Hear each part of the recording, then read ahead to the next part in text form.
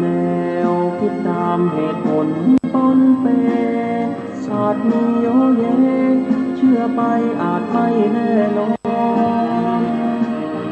ว่าตรงทฤษฎีของตนเชื่อจนล้นนั้นผิดคำสอนเชื่อรูปลักษณ์นั้นควรสังวรแม้อาจารย์สอนใช่ว่าเชื่อหมดเลย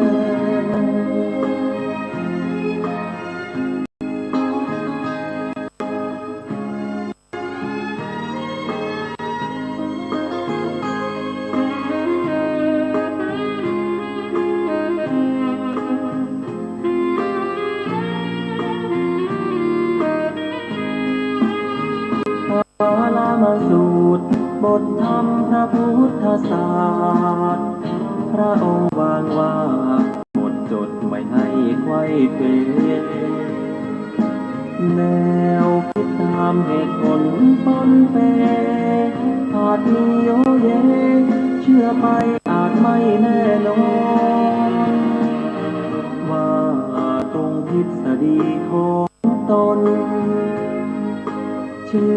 อจนล้นนั้นผิดคำสอนเชื่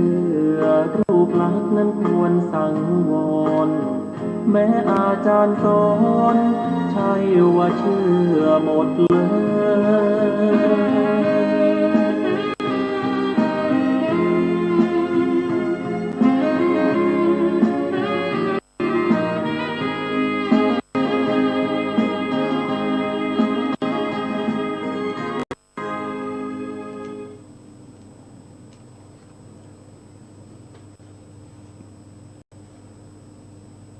พุทธังสรณังคัจฉามิธัมมังสรณังคัจฉามิสังฆังสรณังคัจฉามิกราบนมัสการพระมหาเถระพระสังฆาธิการพระเถระนุเถระสวัสดีท่านผู้ฟังและผู้ชมทุกท่านกลับมาพบกับรายการศึกษาพระสัทธรรมเพื่อการพ้นทุกข์ทางสถานีวิทยุวัดฝายหินจังหวัดเชียงใหม่ขึ้น104 FM 104.5 เมกะเฮิรตซ์หรือจะฟังดูทางFacebook หรือ YouTube ของทางสถานีวัดฝายหินก็ได้นะครับซึ่งรายการนี้เป็นรายการที่นำเอาพระไตรปิฎกของพระไตรปิฎกและอัตถกถาชุด91เล่มของมหามกุฏราชวิไลมาศึกษาทำความเข้าใจในพระธรรมคำสั่งสอนของพระสัมมาสัมพุทธเจ้าตามนิกายเถรวาทที่ได้ที่พระอรหันต์500 องค์ที่ได้ทำสังคายนาไว้ตั้งแต่สมัยหลังจากที่พระพุทธเจ้าปรินิพพานไป3 เดือนโดยมีพระมหากัสสปะเป็นผู้เลิศในเรื่องของธุดงควัตรเป็นผู้ที่ยกเอาพระธรรมวินัยของพระสัมมาสัมพุทธเจ้าขึ้นสู่สังคีติโดยมีพระอุบาลีผู้เลิศในเรื่องของพระวินัยเป็นผู้ที่ตอบปัญหาเรื่องพระวินัยมีพระอานนท์ผู้เลิศใน5 ตำแหน่ง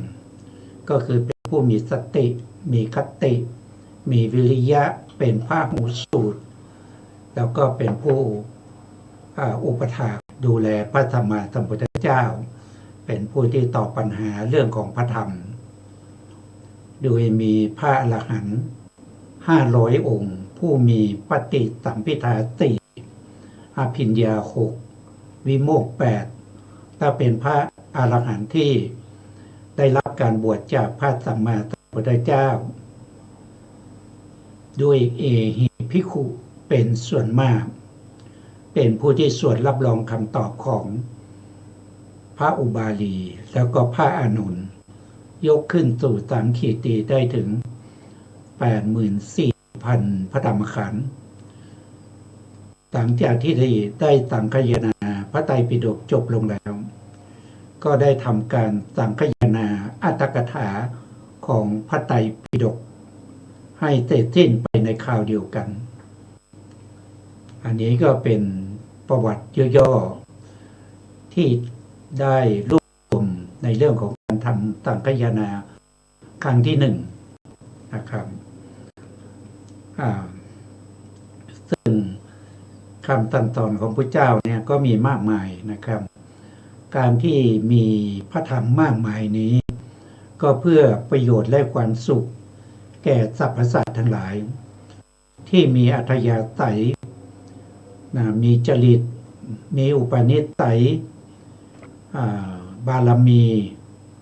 หรือวาสนาที่สะสมมาตั้งแต่อดีตที่มีหลากหลายพระองค์ก็แสดงพระธรรมตามอัธยาศัยของสัตว์ทั้งหลายเหล่านั้นนะครับแล้วก็มารวบรวมเป็นพระไตรปิฎกหลังจากที่พระพุทธองค์ปรินิพพานไปแล้วนะครับเราก็ศึกษาในส่วนที่เป็นพระสูตรก่อนนะครับพระสูตรที่เราศึกษาไปแล้วนะครับก็มีเล่มที่11เล่มที่11ก็คือ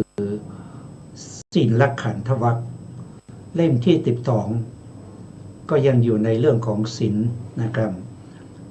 ตอนนี้เราศึกษาในเล่มที่3เล่มที่13นะครับที่ศึกษาไปหมดแล้วก็คือเล่มที่11เล่มที่12ตอนนี้เราศึกษาในส่วนที่เล่มที่13นะครับที่ชื่อว่าพระสูตรที่ชื่อว่ามหานิทานนสูตรและตอนนี้ก็เป็นตอนที่10อยู่ในเรื่องของอรรถกถาของมหาวรรคแต่มหาวรรคพระสูตรที่ชื่อว่านิทาน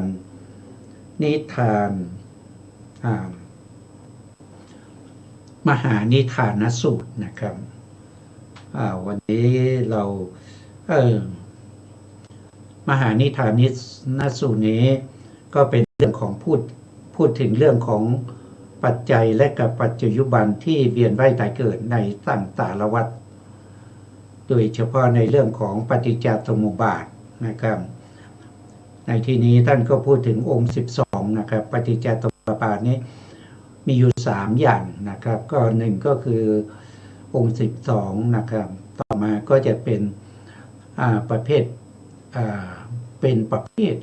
1คือองค์12 2คือประเภทก็มีองค์อยู่18แล้วก็3ก็คือพิสดารก็จะมีองค์28นะครับเป็นการศึกษาทั้งอนุโลมจากต้นไปหาปลายจากปลายปฏิโลมก็จากปลายกลับมาหาต้นนะครับหรือบางทีก็บางครั้งก็เรียกว่านิโรธวาระก็คือเป็นสายดับเป็นสายดับตั้งแต่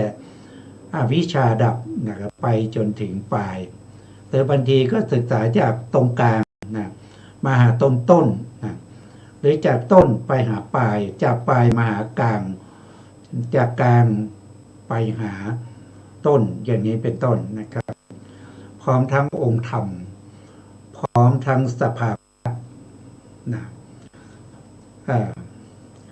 ครั้งที่แล้วเราก็ศึกษาไปจนถึงตอนนี้เราอยู่ในเรื่องของอรรถกถานะครับ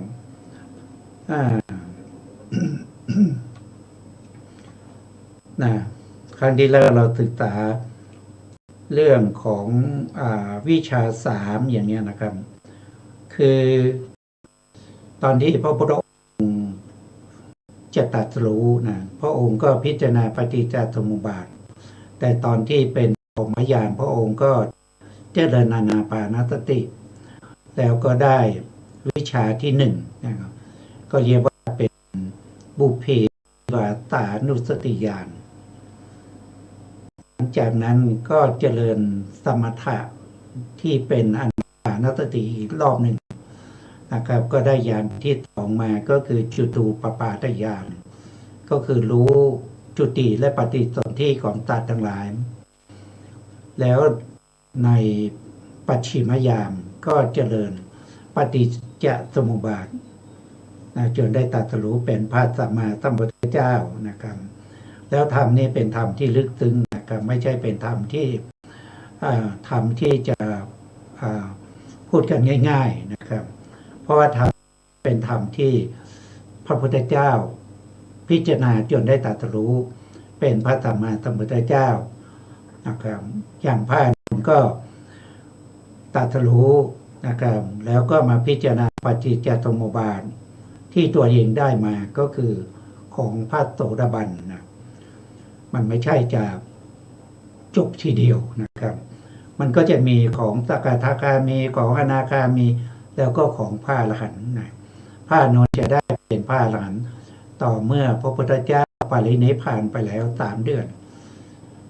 ในคืนก่อนทำสังฆยดา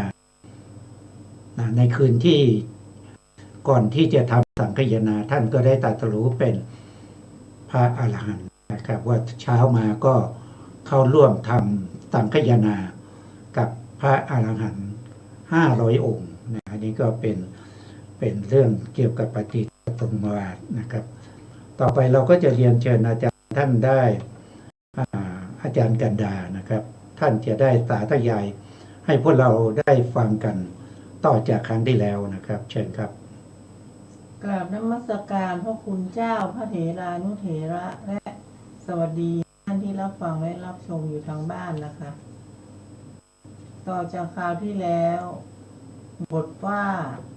เอตัสสะธรรมัสสะคือแห่งปัจจยธรรมนั้นบทว่าอนันนุโพธาคือไม่รู้ตามด้วยสามารถญาตปริญญาคือการกำหนดรู้ว่ารู้แล้วบทว่าอปฏิเวทาคือไม่แทงตลอดด้วยสามารถแห่งการพิจารณา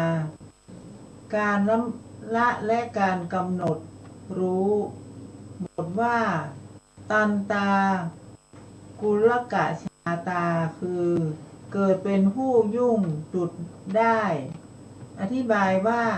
สัตว์ทั้งหลายพลาดในปัจจัยการนี้ย่อมเป็นผู้วุ่นวายยุ่งเหยิงไม่อาจทำปัจจัยการให้ตรงได้เหมือนได้ของช่างหูเก็บไว้ไม่ดีถูกหนูกัดย่อมยุ่งในที่นั้นๆจึงเป็นการยากที่จะทำปลายให้เสมอปลายทำต้นให้เสมอต้นได้เพราะไม่รู้นี้ปลายนี้ต้นฉะนั้นในความยุ่งของได้นั้นบุคคลวางได้ไว้ในการงานของบุรุษเฉพาะตัวก็พึงสามารถทำให้ตรงได้ก็สัตว์ทั้งหลายอื่นเว้นพระโพธิสัตว์ทั้งสองเสียชื่อว่าสามารถจะกระทำปัจจัยการให้ตรงได้ตามธรรมดาของตนย่อมไม่มีสัตว์ทั้งหลายเหล่านี้พลาดในปัจจัยทั้งหลายไม่สามารถทำปัจจัยให้ตรงได้ย่อมยุ่งเหยิงผูกเป็นปมด้วยสามารถทิฏฐิ62เหมือนได้ยุ่งผสมน้ำข้าวบุคคลทุกข์ด้วยหวายย้อมมะเกลือผูกเป็นปมในที่นั้นๆฉะนั้นก็สัตว์พวกใดพวกหนึ่งอาศัยทิฏฐิทั้งหลายทั้งหมดไม่สามารถทำปัจจัยการให้ตรงได้แน่แท้บทว่าคุณคันธิกะชาตาคือได้ผสมน้ำข้าวของช่างหูกท่านกล่าวว่าเป็นปมดุดกลุ่มได้อาจารย์พวกหนึ่งกล่าวว่ารังของสกุณีนั้นชื่อคุณะคือเครื่องผูกดังนี้บ้างแม้ของยุ่งแม้ทั้งสองอย่างนั้นพึงประกอบโดยในก่อนนั้นแลว่า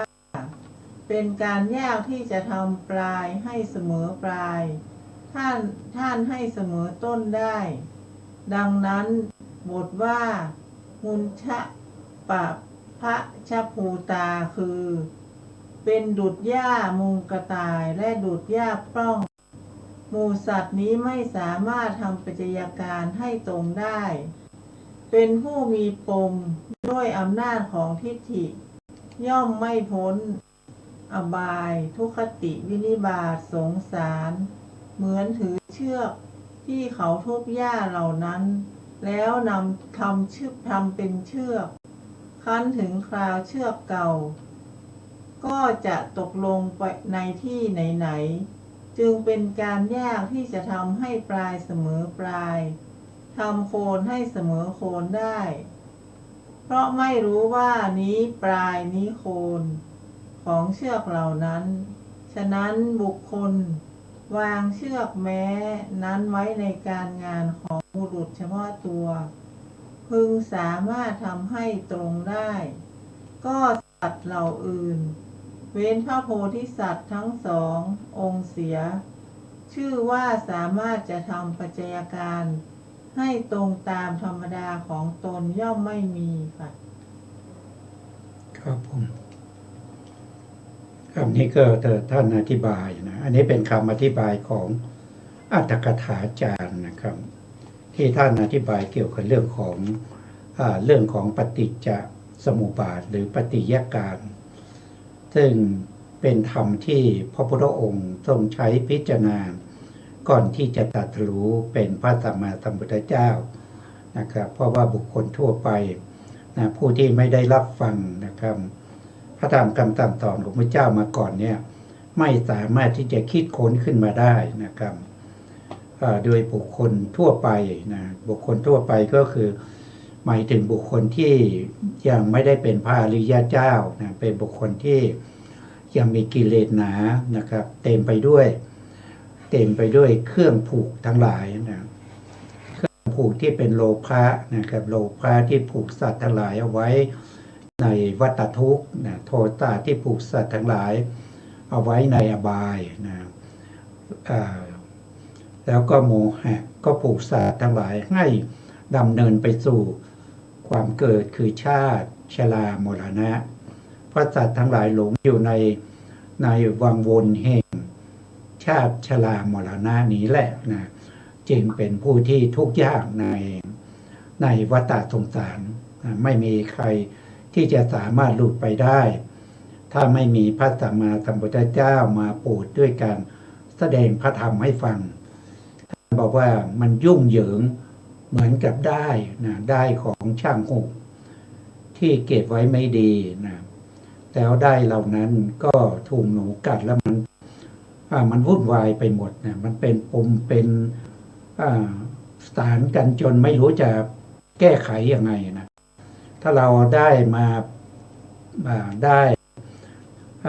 หลายอันนะแล้วเราก็เขย่าปนกันไปนะแล้วเราจะเอามันออกเป็นอัน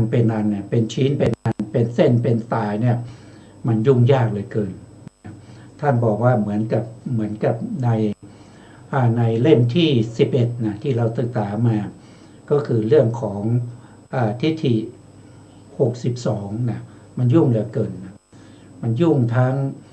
เรื่องของอดีตนะเรื่องของอนาคตนะเรื่องของปัจจุบันนะครับมันผูกกันจนไม่รู้ว่ามันอยู่ต้นมันอยู่ที่ไหน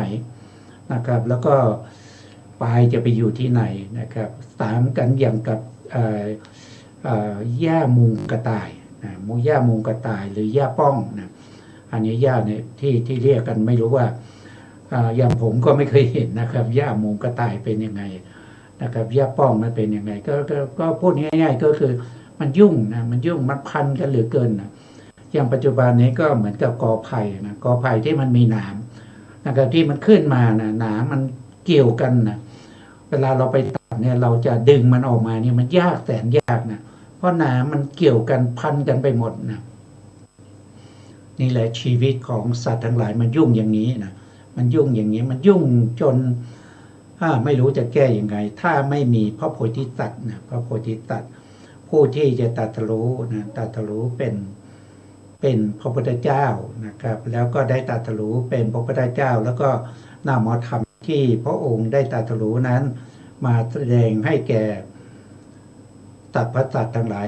ให้เห็นแล้วก็ให้ดำเนินตามถึงจะตรัสรู้ได้นะครับเพราะว่าผู้ที่จะตรัสรู้ได้เนี่ยมันจะตรัสรู้เองนะครับตรัสรู้เองได้มันไม่แค่สองบุคคลนะท่านก็ใช้คำว่าสองพระโพธิสัตว์นะมีเฉพาะสองคนเท่านั้นนะที่จะรู้นะนอกนั้นไม่มีใครรู้นะปฏิจจสมุปบาทเนี่ยนั่นก็คือได้แก่พระสัมมาสัมพุทธเจ้ากับผู้ที่จะตรัสรู้เป็นพระปัจเจกนะพระปัจเจกเป็นพระพุทธเจ้าปัจเจกบุคคลนะสอนคนอื่นไม่ได้ตรัสรู้ในเรื่องของปฏิจจสมุปบาทนะรู้ตั้งแต่ต้นไปถึงปลายรู้จากปลายมาถึงต้นนะแต่ก็สอนใครไม่ได้นะครับอันนี้ก็คือพระปัจเจกนะปัจเจกกับบุคคลแล้วก็พระสัมมาสัมพุทธเจ้าอีกหนึ่งคนหนึ่งแต่พระสัมมาสัมพุทธเจ้าเป็นผู้ที่สามารถที่จะนำเอาคำสั่งสอนมาบัญญัติเปิดเผยทำให้ตื้นนะครับแล้วก็สั่งสอนสรรพสัตว์ทั้งหลายให้ตรัสรู้ได้โดยสะดวกไม่ยุ่งยากไม่ทุกข์ยากแล้วก็ไม่วิปริตนะครับอันนี้ก็เป็นธรรมที่พระพุทธองค์ได้ตรัสรู้มานะครับต่อไปเราเรียนเชิญอาจารย์ท่านได้สาธยายต่อครับเชิญครับอาจารย์ครับในบทเหล่านั้นบทว่าอปายโยได้แก่นรกกำเนิดเดรัจฉานเปรตวิสัยและอสุรกายทั้งหลายจริงอยู่แม้ทั้งหมดเหล่านั้นท่านกล่าวว่า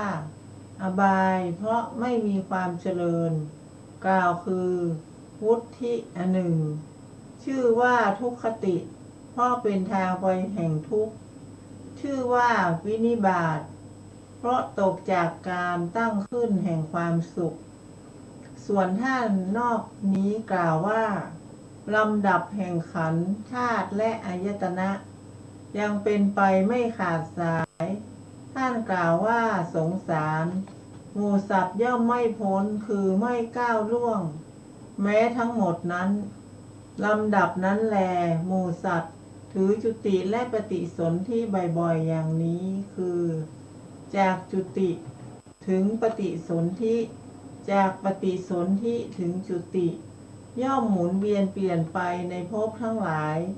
3ในกำเนิดทั้งหลาย4ในคติทั้งหลาย5ในวิญญาณทิฏฐิทั้งหลาย7ในสัตตวาสะทั้งหลาย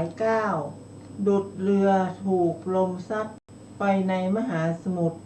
และดุจโคที่ถูกเทียมในเครื่องยนต์ด้วยประการดังนี้พึงทราบทั้งหมดนี้ว่าพระผู้มีพระภาคเจ้าเมื่อจะยังท่านพระอานนท์ให้คลายความคิด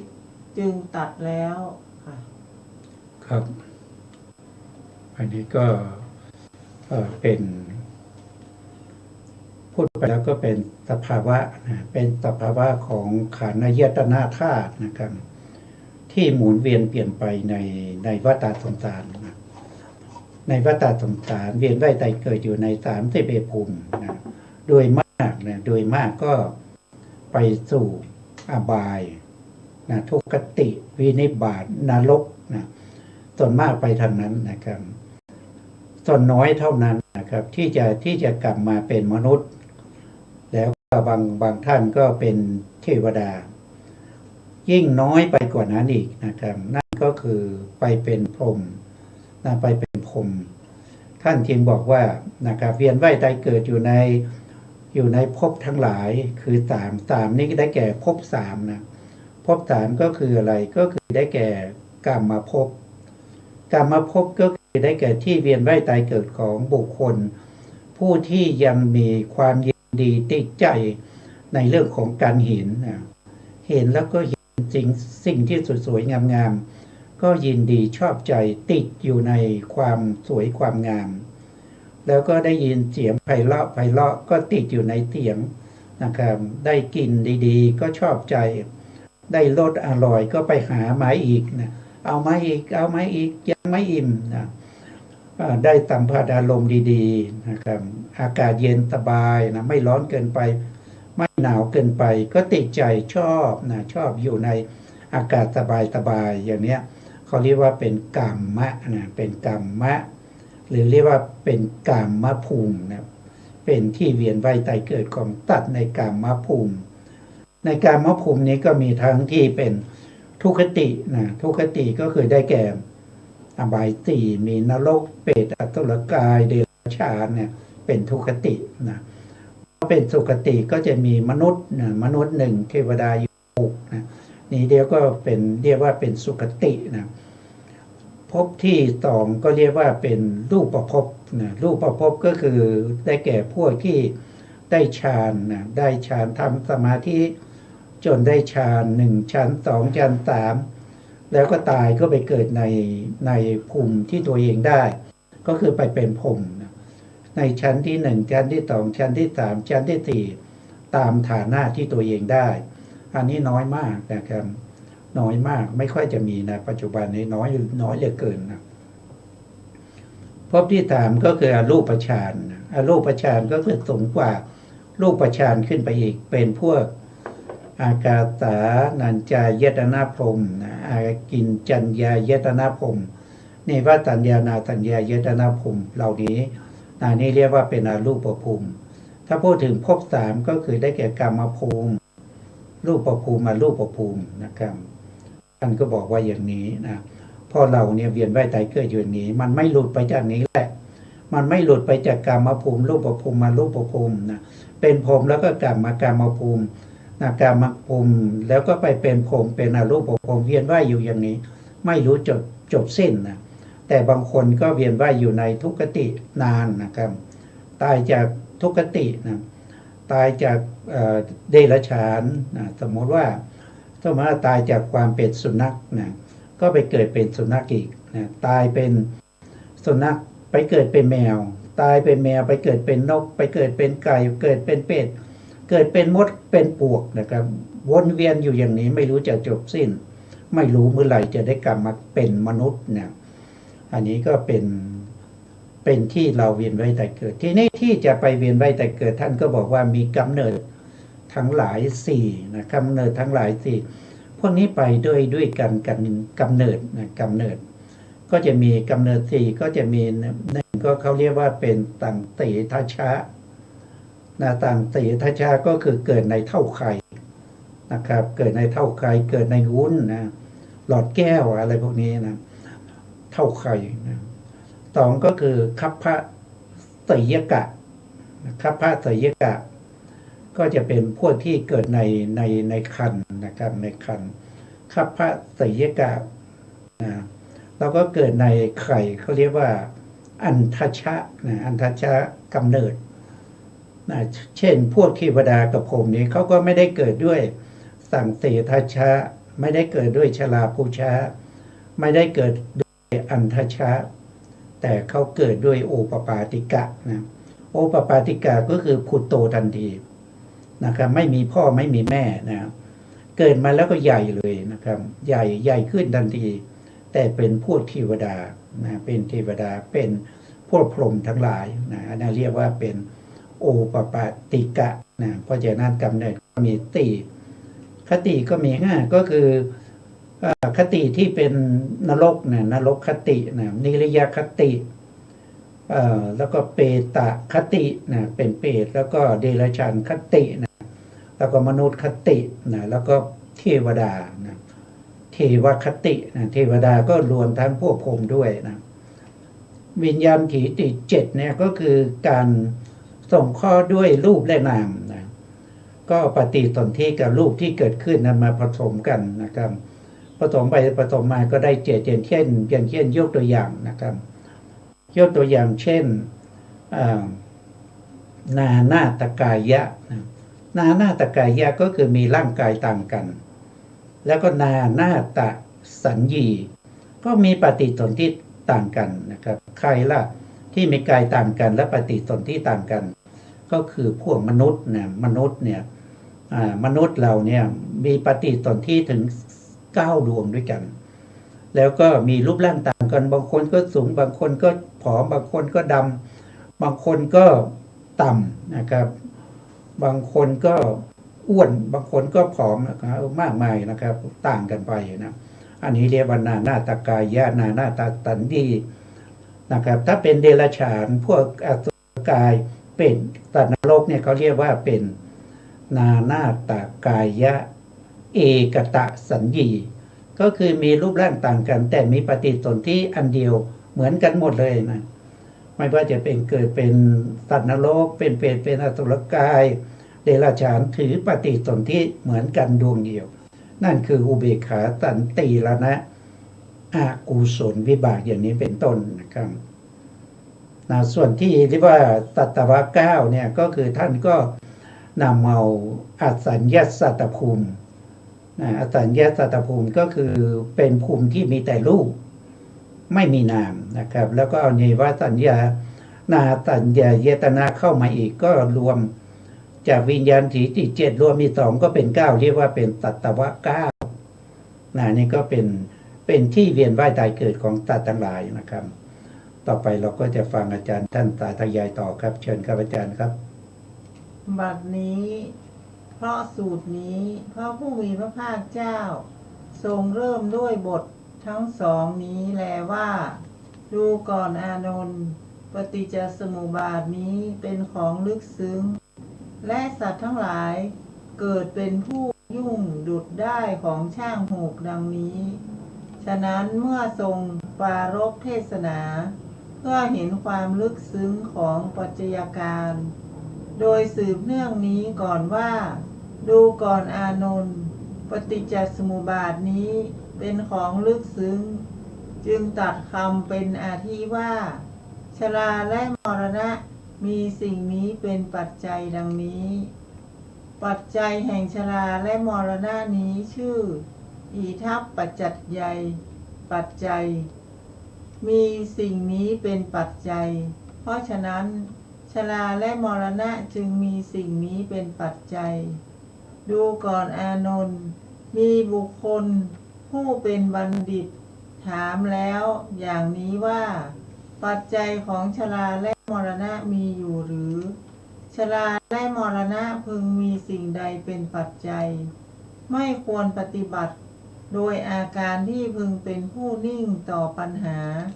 เพราะเมื่อมีผู้กล่าวว่านั่นชีวะนั่นสรีระแล้วควรกำหนดไว้หรือควรจะกล่าวว่าข้อนี้พระตถาคตไม่ทรงพยากรณ์ดังนี้ฉะนั้นควรกล่าวแก่เขาว่าโดยมีส่วนเดียวเท่านั้นเหมือนอย่างเมื่อมีผู้กล่าวว่าจักษุเที่ยงหรือไม่เที่ยงควรกล่าวโดยส่วนเดียวเท่านั้นว่าไม่เที่ยงเมื่อมีผู้กล่าวอีกว่าชราและมรณะมีอะไรเป็นปัจจัยชราและมรณะย่อมมีเพราะปัจจัยอะไรดังนี้ควรกล่าวแก่เขาดังนี้ว่าชราและมรณะมีชาติเป็นปัจจัยอธิบายว่าควรกล่าวอย่างนี้ในบททั้งหมดมีในอย่างนี้ก็บทนี้ว่าผัสสะมีนามรูปเป็นปัจจัยเพราะเมื่อกล่าวว่ามีสลายตนะเป็นปัจจัยเป็นอันรับสัมผัสอันเป็นหนหกมีจักษุสัมผัสเป็นต้นแต่ในที่นี้พระผู้มีพระภาคเจ้ามีพระประสงค์จะแสดงความวิเศษของปัจจัยที่เกิดขึ้นรับบ้างไม่รับบ้างด้วยบทนี้ว่าสลายตนะเป็นปัจจัยดังนี้และปัจจัยอันวิเศษแม้อย่างอื่นของผัสสะมากเกินกว่าสลายตนะฉะนั้นพึงทราบว่าพระองค์ตรัสไว้แล้วถามว่าก็ด้วยวาระนี้พระผู้มีพระภาคเจ้าตรัสอะไรไว้ตอบว่า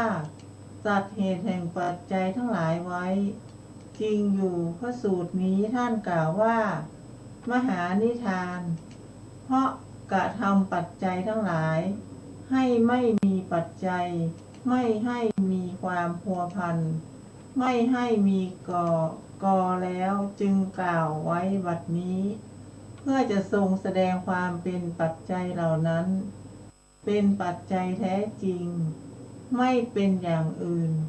จึงตัดคำเป็นอาทิว่าชราและมรณะมีชาติเป็นปัจจัย เรากล่าวอธิบายคำนี้ไว้ด้วยประการดังนี้ค่ะ ครับผมคำก็ การที่เรามีภพสามกำเนิดสี่วิญญาณถีจิตภพสามกำเนิดสี่คติห้าวิญญาณถีจิตเจ็ดสัตวะเก้าก็เพราะอะไร ก็เพราะว่าเรามีชาติเรามีความเกิดนะเรามีความเกิด เพราะฉะนั้นเราจริงจะต้องเวียนว่ายตายเกิดในภพต่างๆตามสมควรแก่กรรมที่เราทำนะถ้าเราไม่อยากจะไปในทุกขติไม่อยากจะไปในทุกขติ ไม่อยากจะไปเป็นเดรัจฉานเป็นเปรตเป็นอสุรกายนะครับเราก็ต้องเจริญวิปัสสนานะครับวิปัสสนาเจริญวิปัสสนาก็ต้องอาศัยอะไรก็ต้องอาศัยสมาธินะต้องอาศัยสมาธิที่เป็นอุปจารสมาธินะสมาธิอาศัยอะไรสมาธิอาศัยศีลนะอาศัยศีลนะครับถ้าไม่มีศีลนะเจริญสมาธิก็ไม่ได้เจริญวิปัสสนาก็ไม่ได้เพราะศีลเนี่ยเป็นบาตรนะเป็นบาตรเป็นฐานให้สมาธิแล้วก็วิปัสสนาเจริญขึ้นนะถ้าไม่มีสมาธิก็อย่าหวังว่าจะได้ความสุขในฌานจะได้ความสุขใน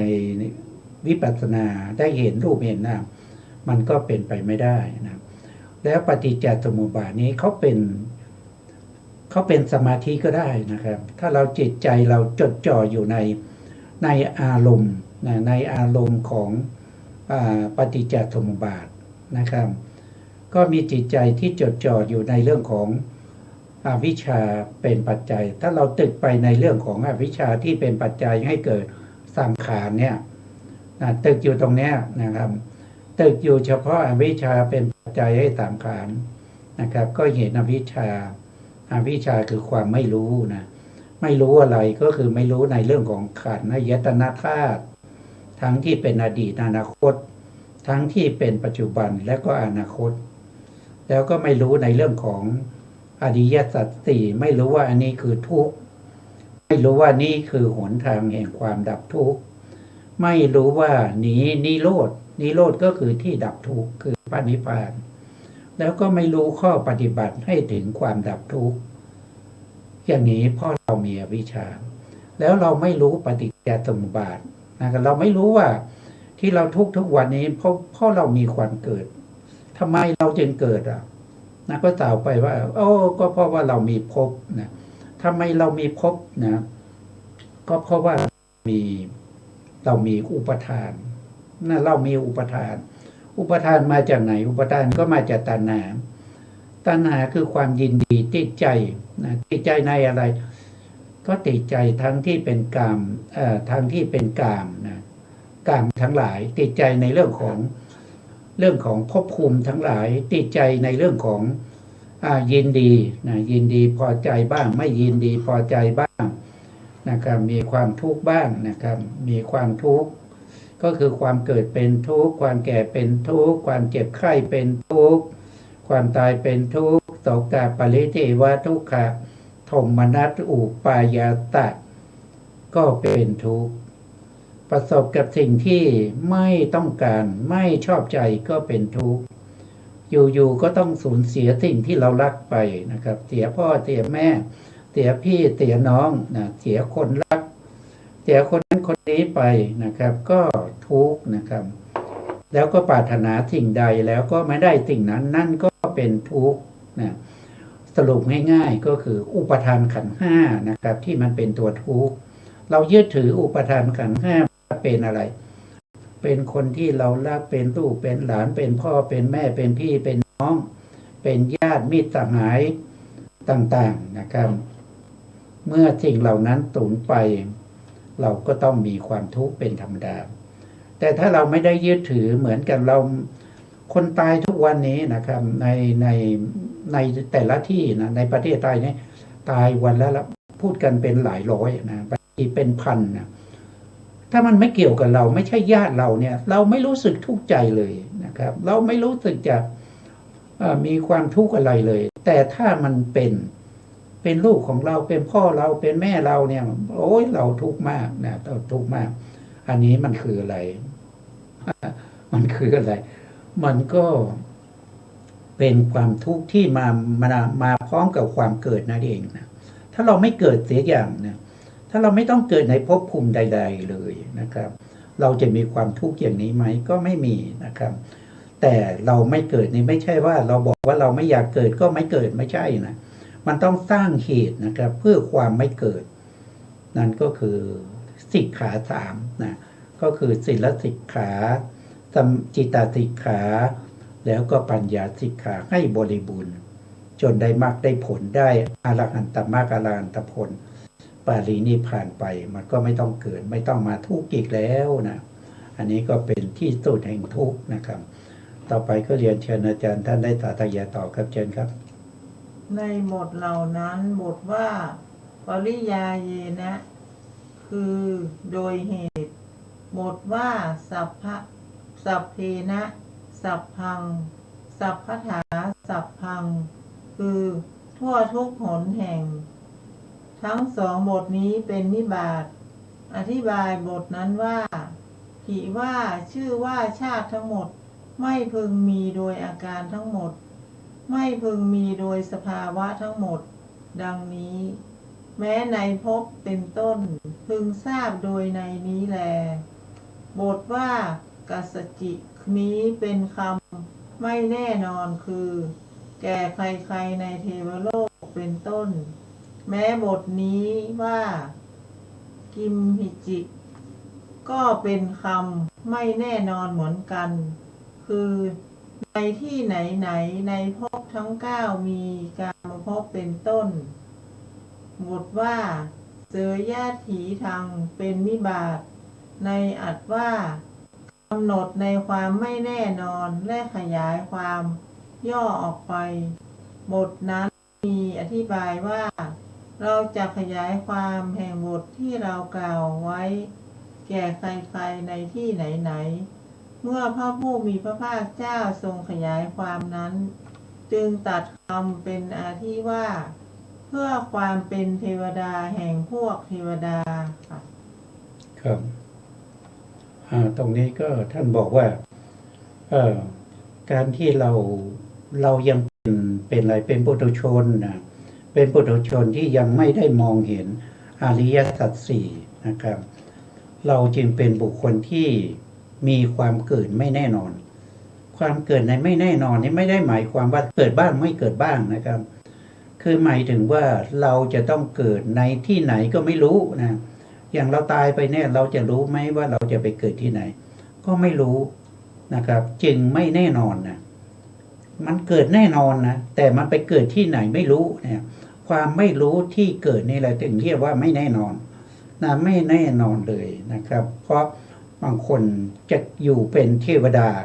แต่ที่ไหนได้ตายแล้วก็ไปตกนรกนะครับเทวดาตกนรก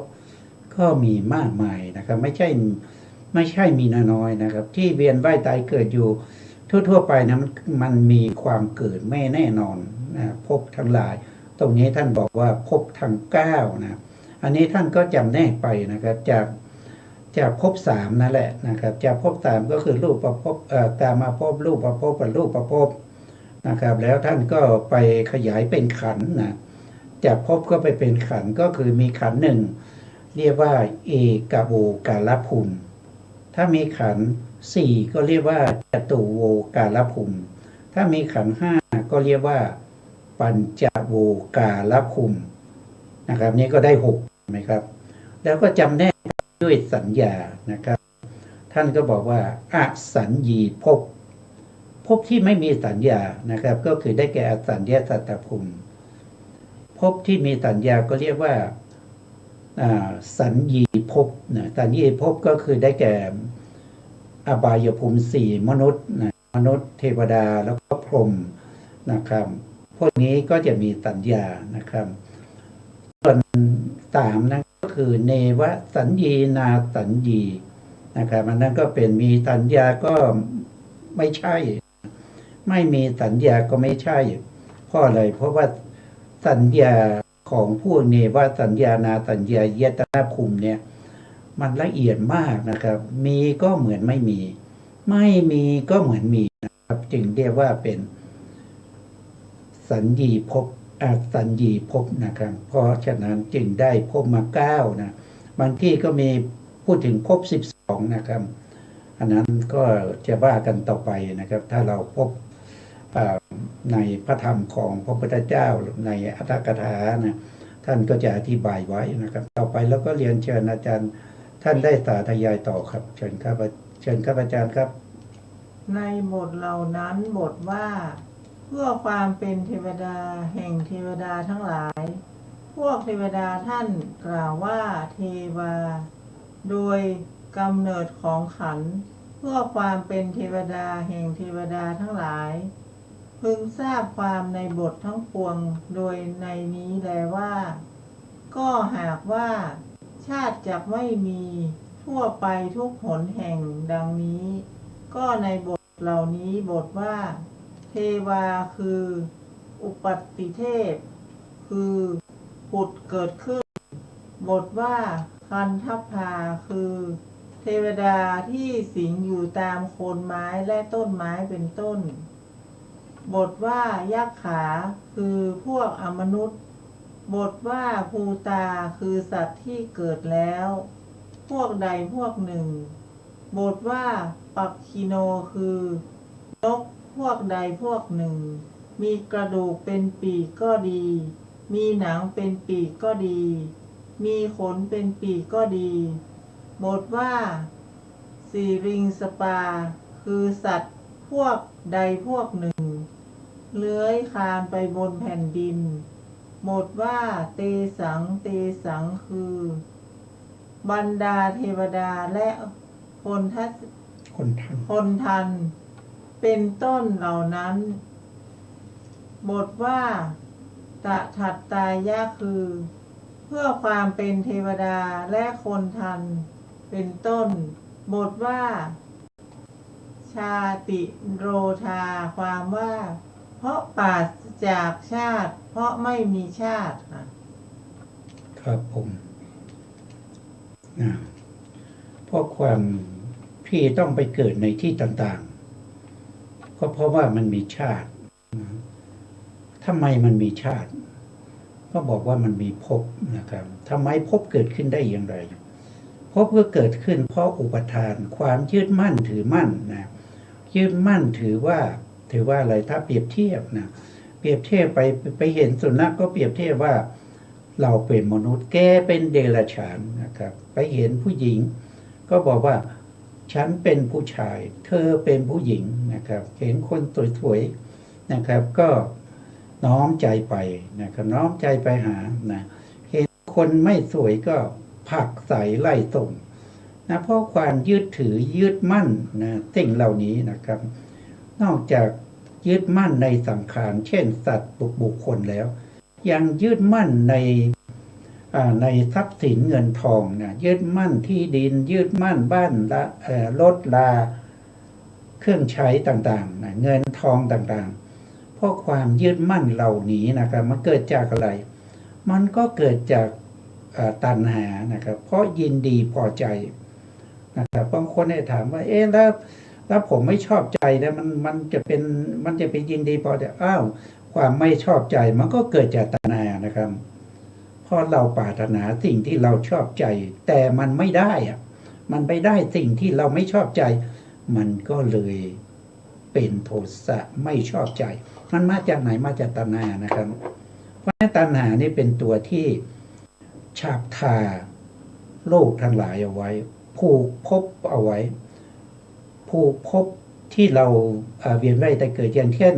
ภพปัจจุบันนี้เรามาจากไหนก็เพราะว่ามันมีภพที่แล้วแล้วตัวไหนมันมาเชื่อมภพที่แล้วกับภพนี้ติดกันก็เพราะตัวตัณหานะตัณหาเนี่ยมันเชื่อมติดกันมันเย็บให้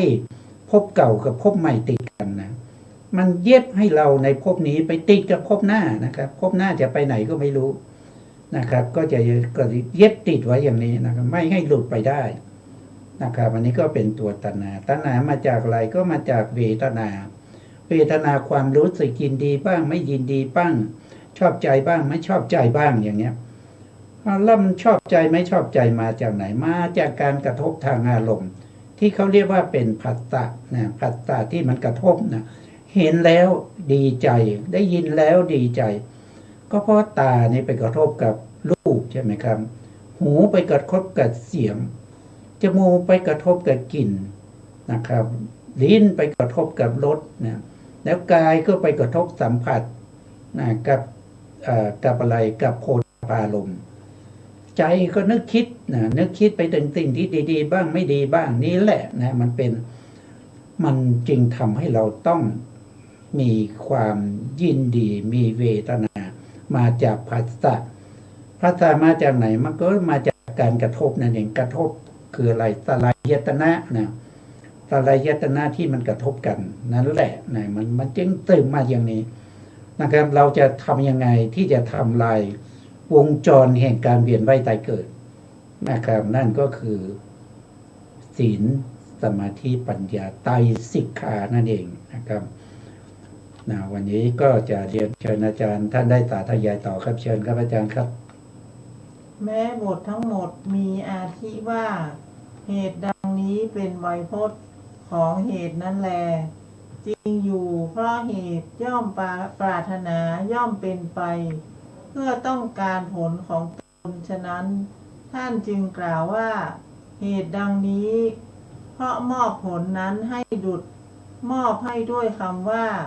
ท่านทั้งหลายจงรับผลนี้นั้นเถิดดังนี้ฉะนั้นท่านจึงกล่าวนิทานเพราะผลย่อมตั้งขึ้นคือย่อมเกิดขึ้นจากเหตุนั้นและอาศัยเหตุนั้นย่อมถึงคือย่อมเป็นไปฉะนั้นท่านจึงกล่าวว่าสมุทัยและปัจจัยดังนี้ในบททั้งหมดมีในนี้อีกอย่างหนึ่งบทว่ายะทิทังในบทนี้ว่ายะทิทังชาติดังนี้เป็นนิบาตพึงทราบความแห่งนิบาตนั้นโดยอนุรูปแห่งลิงก์ในบททั้งหมดก็ในที่นี้มีอธิบายบทนี้อย่างที่ว่ายาเอสาดังนี้จริงอยู่ความเกิดแห่งชราและมรณะย่อมเป็นปัจจัยแห่งที่สุดของอุปนิสัยท่านกระทำการกำหนดโอกาสในบทแห่งภพด้วยบทนี้ว่ากิมหิจิคือในภพไหนในบทนั้นพึงทราบว่ากามภพในภายในกระทำที่สุดอเวจีในเบื้องต่ำกระทำเทวโลกชั้นปรนิมิตสวัตตีในเบื้องบนในอุปติภพก็มีในนี้แต่ในบทนี้ควรเป็นกามภพเพราะกามภพนั้นเป็นปัจจัยแห่งที่สุดของอุปนิสัยของชาติแม้ในบทแห่งอุปทานเป็นต้นพึงทราบว่าท่านกระทำการกำหนดโอกาสด้วยบทนี้ว่ากิมหิจิดังนี้ค่ะครับผมครับตรงนี้ก็ท่านก็พูดถึงว่ามนุษย์ภพภูมิของมนุษย์เนี่ยเป็นอะไรเป็นอะไรเป็นกลางพูดง่ายๆว่ามันเป็นกลางนะครับคือมันหมายถึงว่าถ้าเป็นมนุษย์เนี่ยมันสามารถที่จะไปในเบื้องสูงก็ได้นะไปจนถึงนู่นเป็นรูปภพรูปภพนะหรือว่ามนุษย์เนี่ยจะไปภพที่ต่ำที่สุดก็ได้ เช่นมหาเวจีนรกนะครับถ้าเป็นพรหมเนี่ยจะไปนรกเนี่ยไปไม่ได้นะครับก็ต้องมาที่มนุษย์ก่อนนะมนุษย์ก่อนมาอยู่ที่มนุษย์แล้วทำกรรมไม่ดีก็จะไปนรกได้นะครับแล้วพวกที่เป็นเปรตเป็นอสุรกายพวกนี้นะครับถ้าจะไปเป็นพรหมก็ต้องมาภาคที่มนุษย์ก่อนมาสร้างคุณงามความดีที่มนุษย์ก่อนแล้วก็จะไป ในความเป็นผมได้นะครับทั้งนี้ทั้งนั้นมนุษย์ก็อยู่ตรงกลางนะอยู่ตรงกลางจะไปไหนก็ได้นะพูดง่ายๆว่ามันเป็นอะไรเป็นทางแยกเป็นทางแพ่งนะสามารถที่จะไปสูงก็ได้ไปต่ำก็ได้ มนุษย์นี้นะสูงที่สุดนะก็เป็นพระพุทธเจ้าได้นะมนุษย์ต่ำที่สุดนะครับก็ฆ่าพ่อฆ่าแม่ฆ่าพระอรหันต์ได้นะมนุษย์สามารถที่จะไปมหาเวทีได้อย่างกับพระเทวทัตนะมนุษย์สามารถที่จะไปนิพพานได้เหมือนกับพระสารีบุตรพระโมคคัลลานะนะครับมนุษย์สามารถที่จะไปเป็นพรหมได้อย่างเช่นใครก็คืออาดาลดาบทกับอุทกดาบทหรือกาวินทดาบทนะพวกนี้ก็ไปเป็นพรหมนะครับพวกนี้เขาเกิดก่อนนะเกิดก่อนพุทธกาลนะครับก่อนที่พระพุทธเจ้าได้ตรัสรู้พวกนี้ตายไปก่อนนะครับไม่ได้ฟังธรรมจากพระพุทธเจ้านะจึงไม่สามารถที่จะไปนิพพานได้นะครับตอนนี้ก็ไปอยู่ในอรูปภพนะครับก็อยู่ในอรูปภพถามว่าเขาสบายหรือยังนะครับไปอยู่ในอรูปภพก็ตอบว่าไม่สบายนะครับเพราะอะไรเพราะว่าเขาต้องมาเกิดเป็นมนุษย์อีกนะเกิดเป็นมนุษย์แล้วก็จะต้องทำกรรมเกิดมาไม่ทำกรรมไม่ได้นะครับมันต้องทำกรรมดีก็ไปดีทำกรรมชั่วก็ไปชั่วนะครับนี่ก็เป็นธรรมดาของการเวียนว่ายในต่างสารวัฏนะครับวันนี้ข้าพเจ้ามีอะไรจะพูดคุยท่านผู้ฟังไหมครับมีอะไรจะตักถามหรือว่ามีอะไรจะพูดคุยก็ยังไม่มีนะครับก็ไม่มีก็เราก็จะขึ้นเวลาให้ทางสถานีต่อไปนะครับสุดท้ายนี้นะครับก็ขอกราบขอบคุณพระครูสมุทรวิสุวัฒน์ วรกิจโจผู้อำนวยการสถานีวิทยุเพื่อการศึกษาพระพุทธศาสนาและวัฒนธรรม FM 104.5 เมกะเฮิรตซ์วัดไฝหินจังหวัดเชียงใหม่และขอกราบขอบคุณพระครูปริยัติยานุศาสตร์ขอบคุณท่านผู้ฟังและผู้ชมทุกท่านนะครับที่ให้เกียรติติดตามในรายการศึกษาพระธรรมเพื่อการพ้นทุกข์พบกันใหม่ในครั้งต่อไปครับวันนี้ลาไปก่อนครับสวัสดีครับสวัสดี